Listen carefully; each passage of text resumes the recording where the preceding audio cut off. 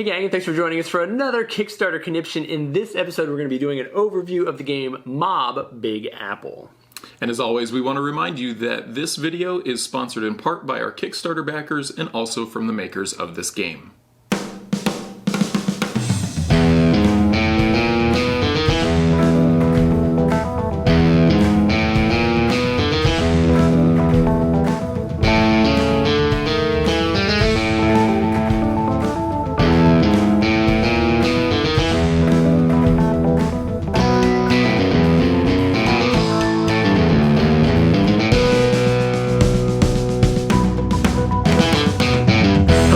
Tantrum House Studio 3. I'm Will Meadows. And I'm Apprentice Dan, and today we're looking at Mob Big Apple by TGG Games. It's a two-player, 30 to 45 minute area control worker placement type of games where you are the head of a mob family trying to control the contraband on the streets. We were able to get our hands on this prototype copy, so let's take a look at how it's played.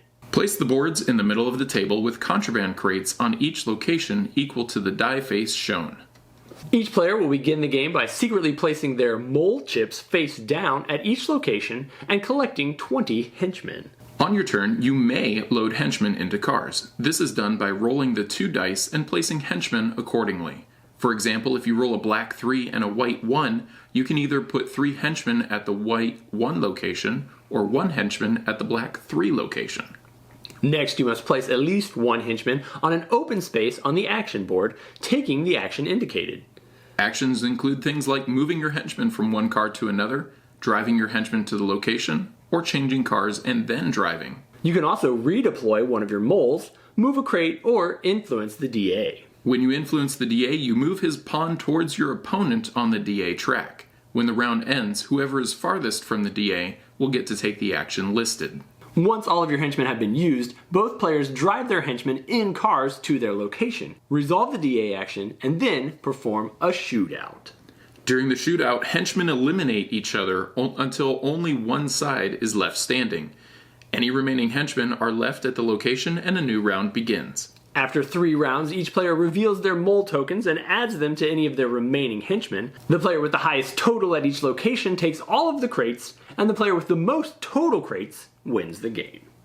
Mob the Big Apple is a 2-player game where you'll be facing off against your mob buddy, trying to collect the most loot. I think your buddy's in the mob. Yeah. Trying to swipe the most loot, trying to have the most influence to make the wisest decisions, and then reveal those moles at the end to see who actually was able to get away with the most goods. Yeah, there's a lot happening here. It's really a pretty simple game as far as what you're trying to do. The turns move quickly. There's not a lot of downtime because even when your opponent's going, you're trying to watch to see, okay, he just moved a crate here. I know my mole is here. I have an advantage now, but I don't know what he has. So there's a lot to think about in between turns in addition to your turn. But there's just a lot of decisions that you can make and choices on those actions, where you're going to place those henchmen, just a lot of interesting things to work through. Yeah, in the game you do have that first choice, which is just where am I going to place my guys based on this die roll, so you got kind of 2 options there, and then you move up to the other tracks, and there are a lot of different actions that you can take on those boards. Some of those are adding additional crates to the board, some of them are moving your guys in kind of ahead of time, because other actions might be doing a drive-by and trying to shoot anybody that hasn't made it in yet, that's still waiting in their car.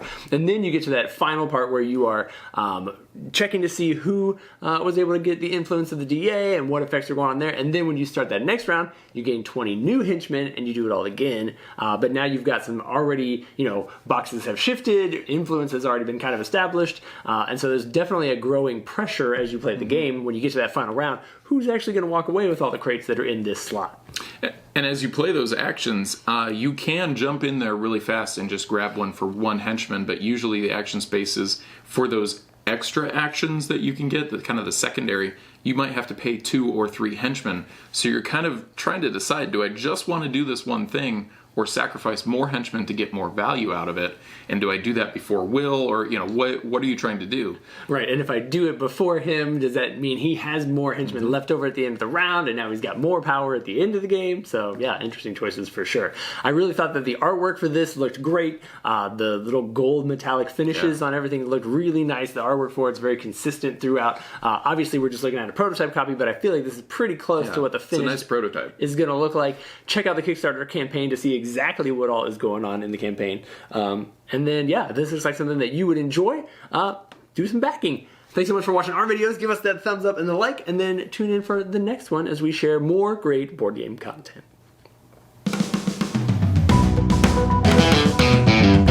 Trying to swipe the most loot by murdering? We shouldn't say murdering.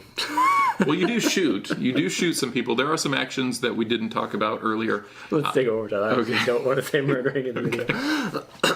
Maybe that can go to the outtakes.